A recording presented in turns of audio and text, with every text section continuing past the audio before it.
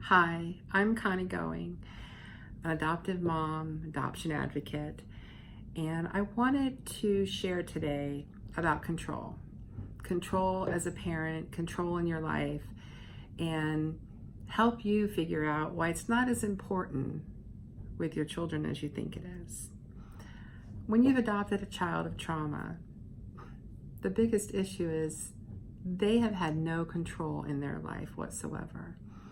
And so you can either be caught up in daily battles of control, or you can learn how to pick your battles. You hear that all the time, and choose to focus on certain areas that you want. In other words, I work with adoptive families and I hear them say, my child will go to school and he will behave in school and he's going to do this, this, and this. Okay. When I brought my boys home, one was almost 12, one was 17, had spent their life in care. School was important, but more so was just the feeling of helping them be safe.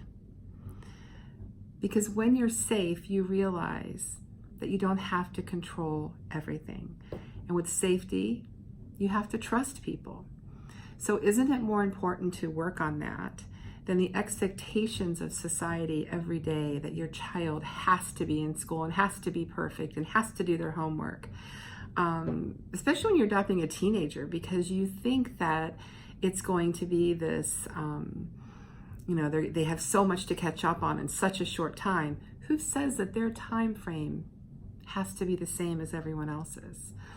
My one son graduated from high school at 20. Could he have graduated at 18? Absolutely. But it was more important for him to heal. It was more important for him to feel safe. That was a hard lesson for me because my biological children always went to school, always made good grades. They didn't have a problem with that. He was done. He just needed to cocoon himself into a safe place to where his brain calmed down and his life calmed down, and then he could really focus. Because a lot of our children from foster care come to us and they're like, oh, they're ADHD. Well, I don't think all of them are. And my boys especially were fight or flight. Who's gonna break in the house? Who's gonna do this? Who's gonna hurt me? And their brain has not settled down. So that feeling safe overrides any other thing in life. And that includes having them be in a school and be functional. So look at options, look at things you can do. Don't be closed to creative suggestions, because otherwise the journey is going to take you dragging and screaming, or you're going to go willingly and openly and be open to these new ideas. I had a conversation today and I was like, so therapists for teens, what do you think about it? It was another adoptive mom. And we were like, well, by the time they're teens, we as parents needed the therapists. Sometimes it turns out that your kids who come to you with a lot of medication end up off medication.